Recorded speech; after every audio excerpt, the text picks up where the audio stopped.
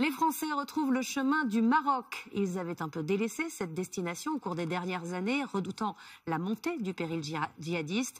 Mais le Maroc apparaît aujourd'hui comme le plus sûr pays du Maghreb. Le nombre de touristes français a augmenté de 6% en 2017. Comment les Marocains ont-ils reconquis leurs premiers visiteurs? Reportage d'Anaïs Barr et Fabien Fougère.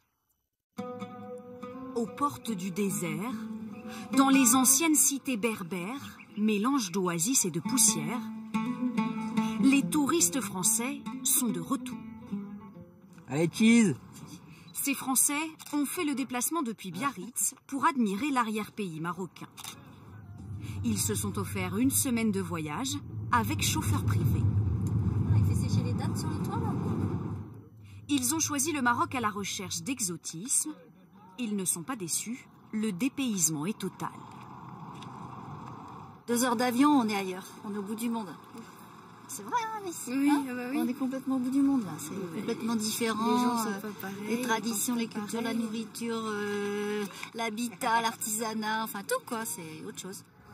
Comme ces Français, la plupart des touristes ne s'aventurent dans ce désert qu'accompagnés d'un guide.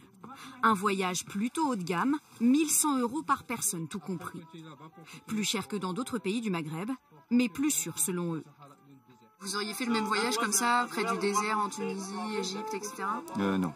La Tunisie, c'est un peu plus instable, on dirait. Peut-être qu'on se serait posé en Tunisie, mais pas voyagé comme ça à l'intérieur de la Tunisie. L'Égypte, on a eu la chance de le faire avant les attentats aussi. Il y a quelques temps où c'était vraiment agréable et sympathique. Là, c'est un petit peu plus de tension en ce moment. Les touristes avaient déserté le pays après l'attentat de 2011 sur cette célèbre place de Marrakech. Mais peu à peu, la confiance revient. Les Français, première clientèle du Maroc, sont nombreux à déambuler ici, sans aucune appréhension. On remarque bien qu'il y a quand même une police omniprésente qui doivent surveiller les touristes, j'imagine, mais ça se voit pas trop. De toute façon, c'est pareil en France. Hein. On voyage beaucoup et on ne se pose pas toutes ces questions en permanence. Hein. Pour rétablir cette confiance, le pays a beaucoup investi sur la sécurité. Patrouille en uniforme ou en civil, vidéosurveillance obligatoire dans les hôtels depuis 2015. Dans cet établissement en périphérie de Marrakech, la sécurité est devenue un argument commercial. Voilà, donc nous avons des caméras, comme vous pouvez le constater ici, il y en a une. La sécurité est très importante. 48 caméras filment l'extérieur et l'intérieur de l'hôtel. Vous avez vraiment de la cuisine, au couloir, au spa, aux différents restaurants, aux bars. La sécurité est un sentiment que nous devons apporter aux clients. Nous vendons du rêve, nous vendons une belle expérience. Il faut commencer par ça. Un hôtel qui sort doucement de la crise. Alors qu'en 2015, seulement 35% des chambres étaient occupées en moyenne, cette année, c'est plus de 60%. Et les séjours se rallongent.